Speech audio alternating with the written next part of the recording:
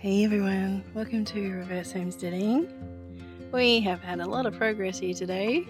Look at that, it's almost clear ground, my goodness. So you may have seen on an earlier video we did the last of the chipping, and now we just have our native frangipani tree left, so we are going to leave that. The birds love the nectar and the scent is amazing. Hymenasporum flavidus, I think. Flavidum? One of those, I'll put it on the screen. So they've cut down this sweet pittosporum stump that's a little bit below that. Originally we thought it was all part of the same sort of multi-trunked tree, but thankfully it's not. So now all of our firewood is gone. So Hubby and his friend chopped up the firewood today, and now they've taken it to some people who really want the firewood. So that's awesome, it's going to get used. Excuse my mess due to my lack of any kind of shed for the garden. We have a double garage, which is fantastic, but it's only really big enough for the 2 cars. Right, so we've got some good seed sowing done here the other night. I showed you that in my last video.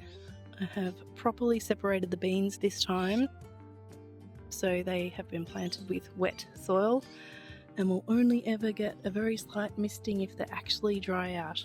So I've been making the mistake a bit too regularly of putting little punnets of bean seeds in with other things and thinking, oh, I'll remember not to spray those again, but I don't.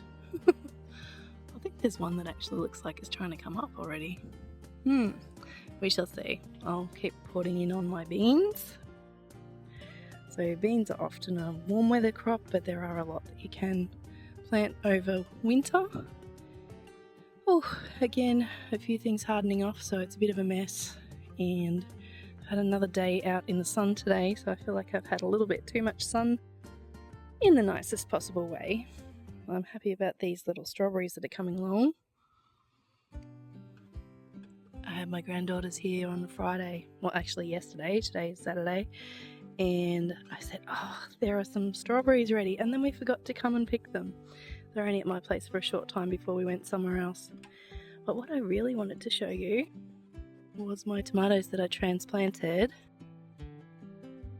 They're pineapple heritage tomatoes. Kind of doing okay. They've got some extra netting on here so they don't get too sunny. Looking a little sad, but they will get there. It's rather a large tomato to transplant. Probably shouldn't have transplanted one that big.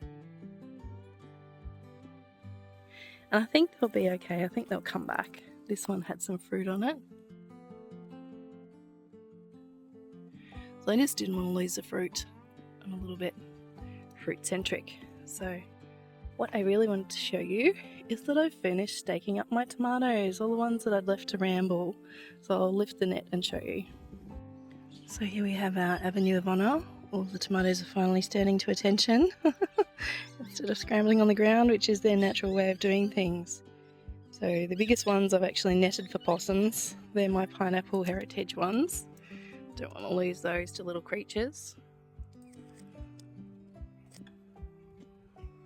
There are some similar sized black cream ones in my corn. So this is, I believe, another pineapple heritage here behind the Moorpark apricot. Most of these are Thai pink egg tomatoes, which have been so prolific. I don't think I ever want to have my garden without them. So they're a bush tomato, but they are just crazy prolific and so cute.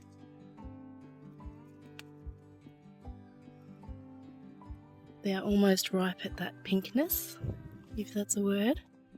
We've got some San Marzano here, doing quite well now they're up off the ground.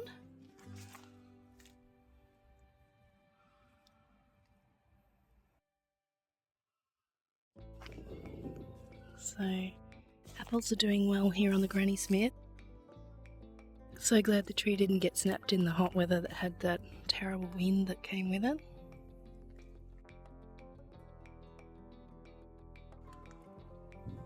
So 2 Granny Smiths coming, that's good. Another San Marzano here, another Thai pink egg, Another leaf coming out on my cool season red Dakar banana. Pretty happy about that. Sounds like the parrots are back in the tree. Another Thai pink egg tomato. Looks like a wedding veil, doesn't it? Looks like a bridal veil on my pink lady apple there. This is a green zebra tomato. Another heritage tomato. I think it's Australian actually. Let me know if you know what this is. It keeps re-sprouting from the stump. It has terrible thorns, so we really don't want it. This is another green zebra. A little bit small but still saving it, so that's good. Put a bigger stake on my mango. My Bowen mango that I grew from a seed. Kensington Pride is the other name for it, same thing. And my 3 green zebras at the back. Oh, 4. Oh no, 3. 2 stems on that one. So they're looking a little bit scant. So I have taken a lot of leaves off them, but taking the bottom leaves off, as I've said before, helps with any kind of fungal diseases on the leaves. And it helps them recover because they've got less leaves to maintain. Something I noticed the other day, which I'm not sure if I actually put in a video. Our pineapple is sprouting a new part at the top. So I'm so happy it has roots now and it's doing its thing. Other tomatoes up here are a bit lackluster. I've got tomatoes off this broad ripple yellow currant tomato. But this tigerella and these 2 tigerellas here have both been damaged by creatures, so I've had to cut them off. But they are regrowing, which is good. So I've just put lashings of cow manure there, organic cow manure, and I'm hoping they'll come good. I have not actually done the tomatoes up this fence line here. They're a bit sad. They're mostly Amish paste and pineapple stripe. I think there are a couple of pineapple ones as well. But I'll show you those once I've got to them. But in the meantime, I hope you're having fun in your garden. Thanks for watching. See you next time.